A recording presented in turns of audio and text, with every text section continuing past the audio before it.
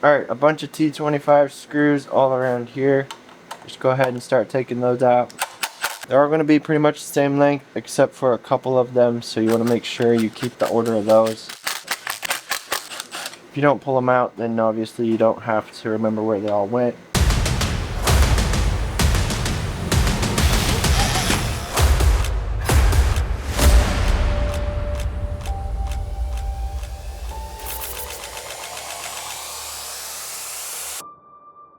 Slip this cover off.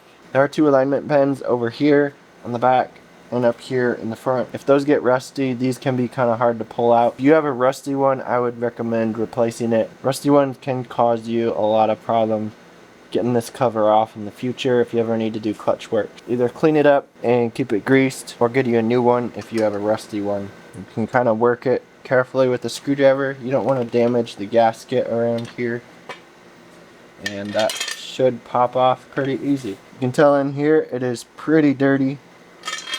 We're going to clean that up. You can see the clutch faces in here are smooth and pretty slippery, so we might clean those up a bit because there's a lot of belt junk in here.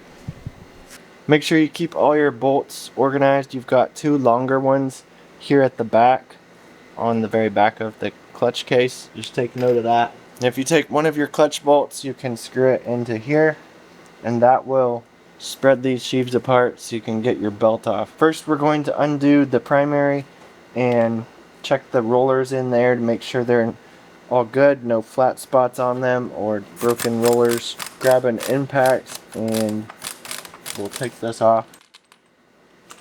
There's a washer on the end of here, so account for that. And then you can pull your primary off, and you should have this sleeve in here too.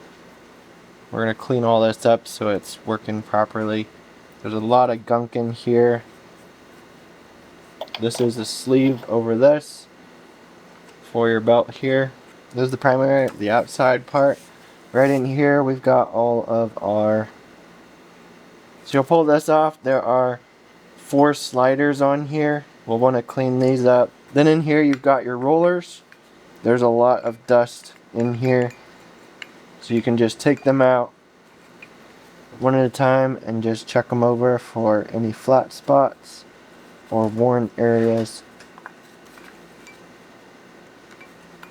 Then you'll also want to make sure that these guides in here are also clean. Just looks like a lot of dirt in here. We'll clean this all up.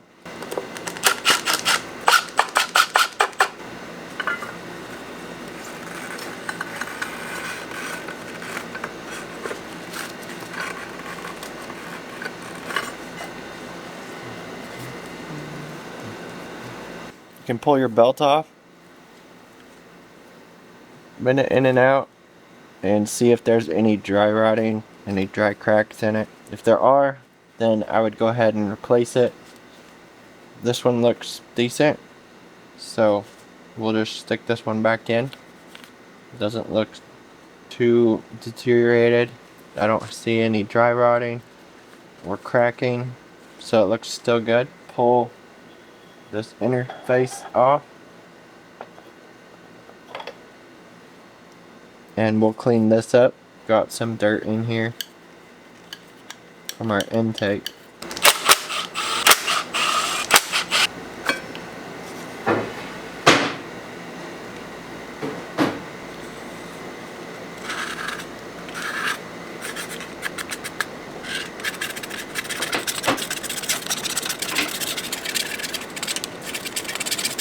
Alright, we're going back together. Grab some blue Loctite for the 3 screws that hold the duct plate. This has a little slot up here that's going to slip into.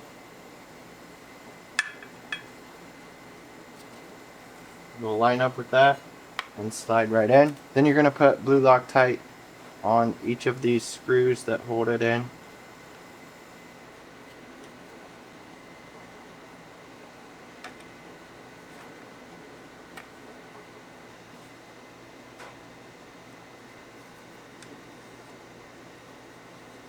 These are each torqued to 8 foot-pounds. Then we're going to stick our inner face on. We've cleaned this up with a light sanding with 600 grit. Then you can go over it with 800 grit and just use a block to keep this flat and clean up this surface if it needs cleaned up.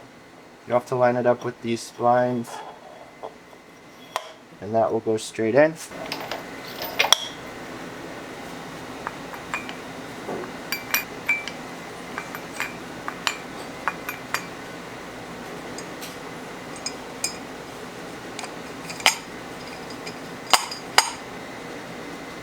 We'll get our belt on, pull one of those crankcase screws, use that to spread your secondary apart.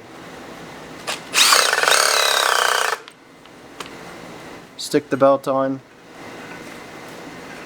That will slip over your primary sleeve there, and then you can stick your primary on.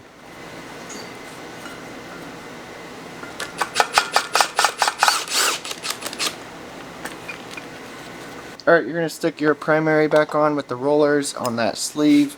Make sure you see the splines there. Put your washer on. Make sure when you tighten down that nut you use red Loctite and it gets up to that washer. If that washer is sitting on the splines, you won't get the right torque spec, so make sure that washer is over the spline and not bumped down if it falls off those splines. So I like to hold it on there as I tighten up that nut. Then torque that down to spec.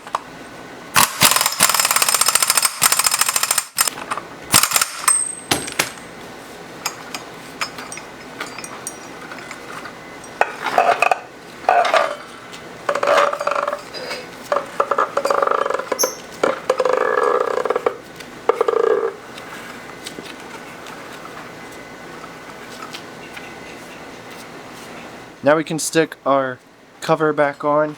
There are 2 alignment pins on front and back. Line those up and you should be able to slip it over the primary shaft right here. Slip that on. It should go on really smooth.